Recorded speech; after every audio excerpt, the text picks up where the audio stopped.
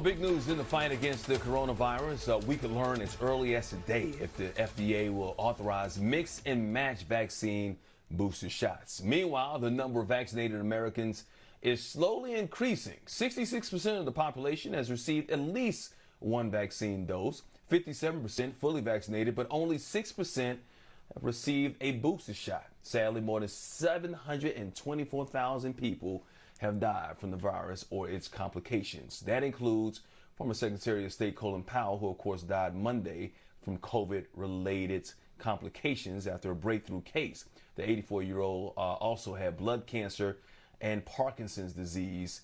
And once again, he was fully vaccinated but had that breakthrough case.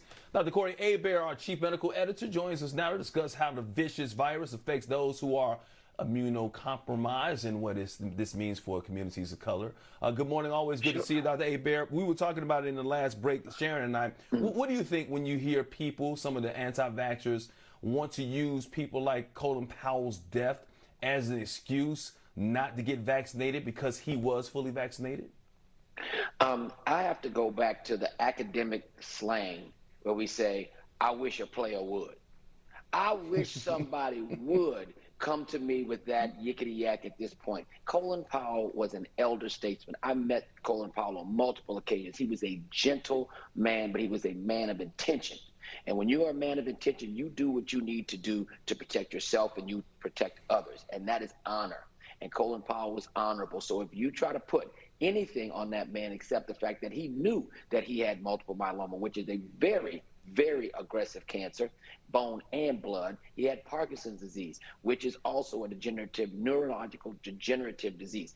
If you put that on him and put that on the vaccine movement to say that we are doing something or did something to harm Colin Powell in any way, shame on you. And the issue is that Colin Powell is 84 years old. Just like you mentioned, if Colin Powell would have just died without having any issue, or we didn't even know if he had a vaccine, or he died from the flu, nobody would say anything. But when people pick up this cross and put it on their back to say that this is an anti-vaccine movement, I'm going to tell you something. When we talk about vaccines, we have to remember that vaccines are a mitigating factor. Vaccines are something to try to prevent. But I have been working in the ER for 20 years, Mike, and let me tell you something. I have had to unbuckle dead people from a car accident. But did they have on their seatbelt? Yes, they did.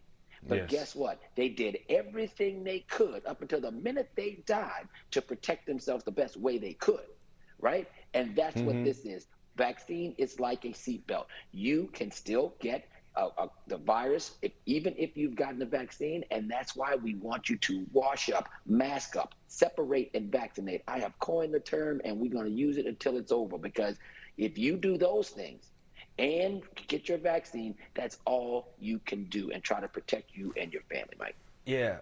And that's the thing. Like, the people got to understand it's a preventative measure. It is not a cure. Just like your seatbelts may not stop you from dying in a car accident, but it can lower the rate of death if you do wear that seatbelt. I only have a limited time with you, Dr. Hébert, so I'm going to ask you about the mixing and matching of the vaccines.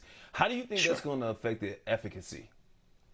It really shouldn't affect the efficacy at all, because we're talking about mixing and matching vaccines that are all mRNA vaccines. And let me tell you this, mRNA vaccines, people talk, oh, this is new, oh, this is something that we haven't seen before. We've been doing documented trials on mRNA vaccines in the early 1990s. This is not anything new. So what we're going to know is that those mechanisms are similar. That's why the Moderna and the Pfizer are usually having about the same efficacy. And so we're going to be able to mix them and match them. I personally think that you should stay with the one that you have been with your first two doses. You should.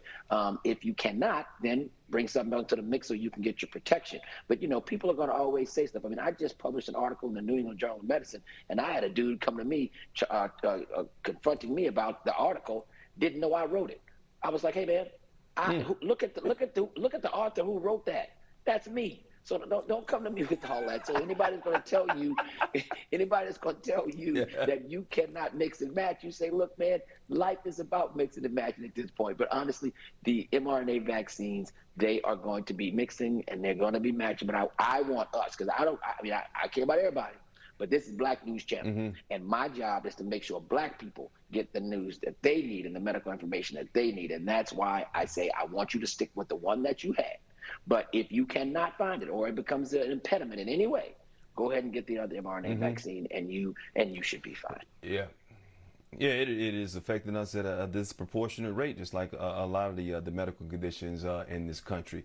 Dr. Hébert, I know you got to go, but I wish a brother would tell us that you can come back anytime you want to on Start Your Day. You the man, appreciate baby. you, man. You are the man. All right, take it easy, bro. All right, brother.